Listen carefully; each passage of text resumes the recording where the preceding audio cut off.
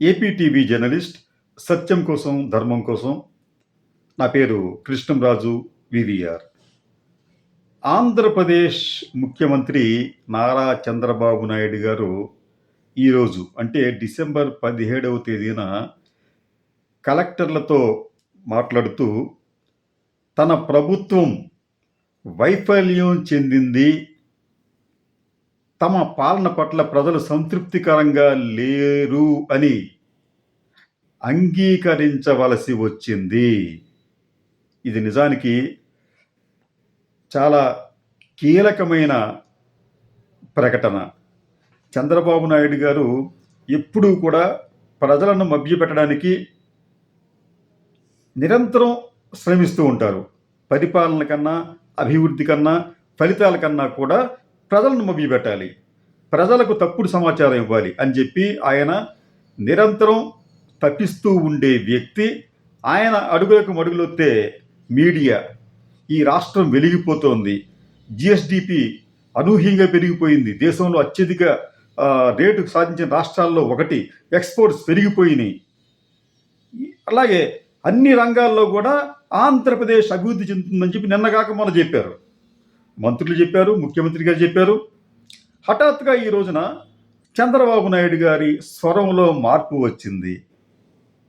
ఈ రాష్ట్రం అనేది అభివృద్ధి చెందటం లేదు, మన పాలన పట్ల ప్రజలు సంతృప్తికరంగా లేరు అని ఆయన చెప్పవలసి వచ్చింది. అంటే పరిస్థితి బియాండ్ ది రిపేర్. అంటే ఈ ఆర్థిక వ్యవస్థను మరమ్మతులు చేయటానికి కూడా సాధ్యం కానంత అధమ స్థాయిలోకి వెళ్ళిపోయింది. దానికి కారకులు చంద్రబాబు నాయుడు గారు. ఇంకా మనం ప్రజలను మభ్యపెడితే ప్రజల నుంచి తిరుగుబాటు వస్తుందనే భయంతోనే ఈ రోజున చంద్రబాబు నాయుడు గారు ఈ పాలన పట్ల ప్రజలు సంతృప్తికరంగా లేరు అని చెప్పి అంగీకరించవలసి వచ్చింది. ఒక్కసారి ఆయన చెప్పింది విందాం మనం. నేను మాట వాడుతున్నాను మీ అందరితో. మీరు బాగా చేశారని మీరు అనుకుంటున్నారు, ఎండ్ అవుట్కమ్ రావడం లేదు. మీరు బాగా చేశామని అనుకుంటున్నాం, నేను కూడా, కానీ ప్రజలు మెచ్చడం లేదు. ఏ స్టేక్ హోల్డర్స్ కోసం పనిచేశామో వాళ్ళు మెచ్చకపోతే దెర్ ఇస్ సంథింగ్. చూసారా, దేర్ ఈజ్ సంథింగ్. నేను మాట వాడుతున్నా. చంద్రబాబు నాయుడు గారు నా పాలన ప్రజలు మెచ్చటం లేదు అంటే దెర్ ఈజ్ సంథింగ్. సంథింగ్ ఏముంది అక్కడ? రాష్ట్రాన్ని అతలాకుతలం చేశారు, రాష్ట్ర ఆర్థిక వ్యవస్థను సర్వనాశనం చేశారు, అప్పుల ఊబిలో ఆంధ్రులను ముంచివేశారు. ఇంకా సంథింగ్ ఏముంది? చంద్రబాబు నాయుడు గారు నిజానికి ఇట్లాగే రియలైజ్ అయిన సందర్భాలు ఆయన జీవితంలో చాలా అరుదుగా ఉంటాయి. 40 సంవత్సరాల సుదీర్ఘమైన రాజకీయ అనుభవం ఉంది. స్టేట్స్మెన్గా ఆయన్ని జాతీయ పత్రికలు పొగిడాయి, కింగ్ మేకర్గా ఆయన్ని జాతీయ పత్రికలు పొగిడాయి. ఆంధ్రప్రదేశ్కు ఆయన తప్ప మరెవరూ కూడా దిక్కు లేదు అన్నట్టుగా ఆయనకు అనుకూలంగా ఉండే మీడియా ప్రచారం చేస్తూ ఉంటుంది. అటువంటి వ్యక్తి ఈరోజు హఠాత్తుగా నేను నా పాలన ప్రజలను మెచ్చుకోవటం లేదు అని చెప్పారు అంటే ఈ రాష్ట్ర ప్రజలకు ఇప్పటికైనా జ్ఞానోదయం కావాలి. ముఖ్యంగా గత ఎన్నికల్లో అంటే జగన్మోహన్ రెడ్డి పరిపాలన బాగాలేదు అని భావించిన వర్గాలు ఏవైతే ఉన్నాయో వారికి ఈ రోజున చంద్రబాబు నాయుడు చేసిన ప్రకటన ఒక కనువిప్పు కావాలి. నిజానికి జగన్మోహన్ రెడ్డి హయాంలో పరిపాలన చాలా బాగుంది, ఆర్థిక వ్యవస్థ పురోగతిలో నిలిచింది, అన్నీ బాగున్నాయి. కానీ ప్రజలు ఈ తప్పుడు ప్రచారాలకు లోనయ్యి గురయ్యి తర్వాత ఈయన ఇస్తానన్న సంక్షేమ పథకాలకు ఆశపడు మరో కారణం చేతనం వైఎస్ కాంగ్రెస్ పార్టీని దారుణంగా ఓడించారు. అందుకు ఇప్పుడు ఫలితాన్ని అనుభవిస్తున్నారు. ఈ రోజున మన భారతదేశంలో ఎన్డీఏ పరిపాలనలో దాదాపు 20 రాష్ట్రాలు ఉంటే దానిలో అధ్వాన్నమైన పనితీరును చూపిస్తున్న ఏకైక రాష్ట్రం ఆంధ్రప్రదేశ్. ఈ రోజున 18 నెలల కాలంలో దేశంలో అత్యధికంగా అప్పులు చేసిన రాష్ట్రం ఆంధ్రప్రదేశ్. ఈ రోజున దేశంలో అత్యధిక నిరుద్యోగం ఉన్న రాష్ట్రం ఆంధ్రప్రదేశ్. ఈ రోజున వయోజనుల్లో అత్యధిక గా రుణగ్రస్తులైన రాష్ట్రం ఆంధ్రప్రదేశ్. ఆంధ్రప్రదేశ్లోని వయోజనుల్లో దాదాపు 45% మంది అప్పుల పాలయ్యారు. భారతదేశంలో ఎక్కడ ఇంత శాతం లేదు. దీనికి కారణం ఏమిటి? మరోవైపు వ్యవసాయ రంగం కుదేలయ్యింది. వ్యవసాయ రంగం కుదేలవడమే కాదు, వ్యవసాయ రంగానికి సంబంధించి వారి పంటలకు గిట్టుబాట్లు రాక వాటిని రోడ్డు మీద నేలపాలు చేసే పరిస్థితిని ఈ ప్రభుత్వం కల్పించింది. నిన్నటిదాకా అరటిపళ్లకు రేటు లేదు. దానికి ముందు చెరుకు విస్తీర్ణం అయితే బాగా తగ్గిపోయింది. వరి విస్తీర్ణం తగ్గుతోంది. రొయ్యలకు కూడా గిట్టుబాటు ధరలు రావటం లేదు.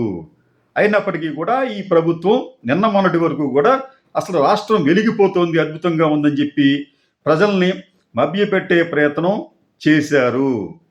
చంద్రబాబు నాయుడు గారు ఇప్పటికీ ప్రజలను మోసగించే ప్రయత్నంలో భాగంగానే కొత్తగా ఇప్పుడు పీపీపీ అంటారు ఆయన, ప్రైవేట్ పబ్లిక్ పార్ట్నర్షిప్లో మనం అన్నీ నడిపేద్దాం, రోడ్లు కూడా అదే సిస్టము.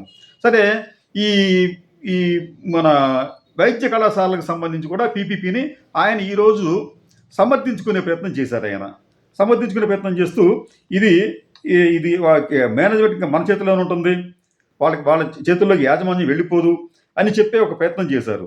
ఇది కూడా బోగసే. ఎందుకంటే మీకు చెప్తాను, మీకు నేను ఫ్రీ ఒకసారి గవర్నమెంట్ హాస్పిటల్స్ కంటే బెటర్ గా ట్రీట్మెంట్. 70% ఇన్ పేషెంట్స్ మనం పంపించిన ఎన్టీఆర్ వైద్య సేవ పేషెంట్లే ఉంటారు. ఈ రోజు గవర్నమెంట్ హాస్పిటల్ కంటే ఎందుకు ఒకప్పుడు వీళ్ళే సీఎం రిలీఫ్ కర్ణాటక లేకపోతే హైదరాబాద్, తెలంగాణ, చెన్నైకి పంపించారు. వై అంటే గవర్నమెంట్ సర్వీసెస్ అన్ని కూడా స్థాలమనే కదా. అలాంటప్పుడు కార్పొరేట్ స్థాయిలో వైద్య సేవలు అందిస్తే మీకు నష్టం ఏంటి? మీరు కంప్లీట్ చేశారు ఏ ప్రాజెక్ట్స్ అంటే కంప్లీట్ చేయలేదు. 500 కోట్ల రూపాయలు రిషికొండకు పెట్టారు. ఆ 500 ఇక్కడ ఇప్పుడు మెడికల్ కాలేజెస్ గడచిన నాయకులు మాట్లాడుతున్నారు, ప్రైవేట్ చేసేసారు. దాని పేరు కూడా ప్రభుత్వ కళాశాల పలాని ప్లేస్ పక్కన ప్రైవేట్ వాళ్ళ పేరు పెట్టి మేనేజ్ చేసుకుంటూ చిన్న నష్టాలతో మేనేజ్ చేస్తారు. ఆస్తి ఎవరిది? మందే. గైడ్ లైన్స్ ఎవరు ఫ్రేమ్ చేసాం? మనమే ఫ్రేమ్ చేసాం. దాన్ని రెగ్యులేట్ ఎవరు చేస్తాం? మనమే చేస్తాం. విన్నారు కదండి, ఇక్కడ పెరుగుతున్నాయి. చంద్రబాబు నాయుడు గారు చెప్పిన దాని ప్రకారం ఆస్తులు ప్రభుత్వానికి ఉంటాయంట, నిర్వహణ మాత్రం ప్రైవేటు సంస్థలు చేస్తాయంట.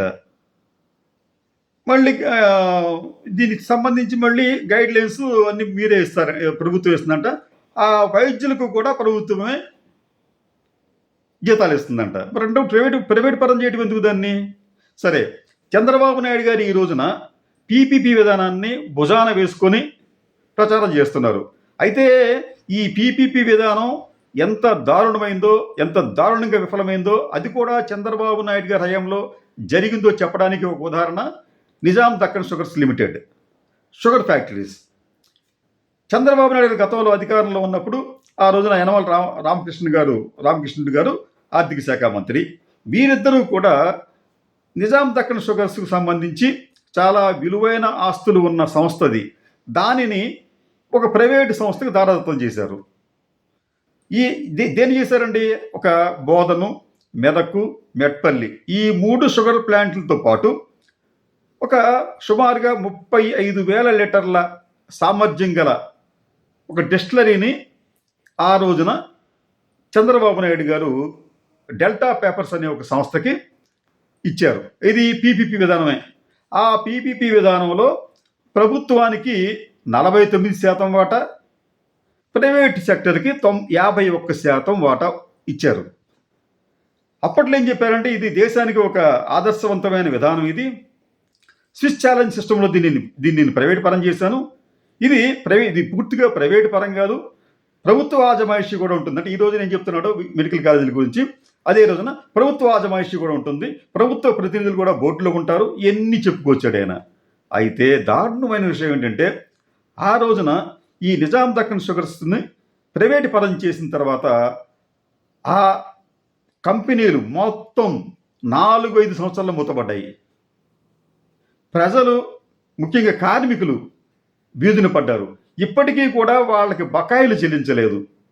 అది చంద్రబాబు నాయుడు గారి పీపీపీ విధానం. ఇప్పటికీ కూడా ఆయనలో మార్పు రాలేదు. నేను ఎందుకు అంటుంటాను, ఆంధ్రప్రదేశ్ ముఖ్యమంత్రిగా చంద్రబాబు నాయుడు గారు ఉన్నంతకాలం అభివృద్ధి అనేది కనిపించదు, కానీ ఈ ప్రచారం మాత్రం బ్రహ్మాండంగా జరుగుతుంది. అసలు వారు చేసే ప్రచారానికి పెట్టే ఖర్చు కూడా మన కళ్ళు బయర్లు కమ్ముతాయి. ప్రతి వారు ఈ 18 నెలల్లో దేంట్లో సక్సెస్ అయ్యారంటే ఈవెంట్ మేనేజ్మెంట్లో సక్సెస్ అయ్యారు తప్ప పరిపాలనలో కాదు. నిన్నగాక మొన్న ఈ బిజినెస్ టుడే పత్రికకి దాదాపు 85 కోట్ల రూపాయల మేరకు వాళ్ళు చెల్లించారు. ఎందుకు? ప్రమోషన్ చేయడానికంట. ఆంధ్రప్రదేశ్లో పారిశ్రామిక ప్రగతిని ప్రమోట్ చేయడం కోసం అని చెప్పి అంత ఖర్చు పెట్టారు. ఇది ఒక్క పత్రికకు మాత్రమే. ఇటువంటి పత్రికలు అనేకం ఉన్నాయి. ఇవి కాకుండా వీళ్ళు ఈనాడు, జ్యోతి, లేకపోతే ఇంకో ఛానల్కి, ఆ ఛానల్కి, ఈ ఛానల్కి ఇచ్చే ఖర్చు ఇవన్నీ కూడా 100ల కోట్లు ఉంటున్నాయి. ఇవన్నీ కూడా అనవసరపు వ్యయాలే. చాలా రాష్ట్రాల్లో ముఖ్యమంత్రులు ఇటువంటి ప్రచారాలు చేయకుండా తమ రాష్ట్రాన్ని ప్రగతి బాటలో నడిపిస్తుంటే చంద్రబాబు నాయుడు గారు మాత్రం ఈవెంట్స్ చేస్తూ చూసారా నేను ఎంత గొప్పను అని చెప్పుకునే ప్రయత్నం చేస్తున్నారు. అయితే ఇప్పుడు దానికి కూడా మార్గం లేకపోవడంతో, రాష్ట్రం పరిస్థితి అధ్వానంగా మారడంతో, జీతాలు కూడా అంటే ప్రభుత్వ ఉద్యోగులకు జీతాలు కూడా ఇవ్వలేని పరిస్థితి ఏర్పడంతో ఇక గత్యంతరం లేని పరిస్థితుల్లో చంద్రబాబు నాయుడు గారు ఈ రోజున ఒక వాస్తవాన్ని అనివార్యంగా అంగీకరించవలసి వచ్చింది. అదేమిటంటే ఆయన పాలన పట్ల ప్రజలు సంతృప్తికరంగా లేరని. కాబట్టి ప్రజలు ఇకనైనా ఆలోచించే నిర్ణయాలు తీసుకోవాలి. లేకపోతే ఇటువంటి పాలకుల వల్ల ఆంధ్రప్రదేశ్కు తీరని నష్టం వాటిల్లే ప్రమాదం ఉంటుంది.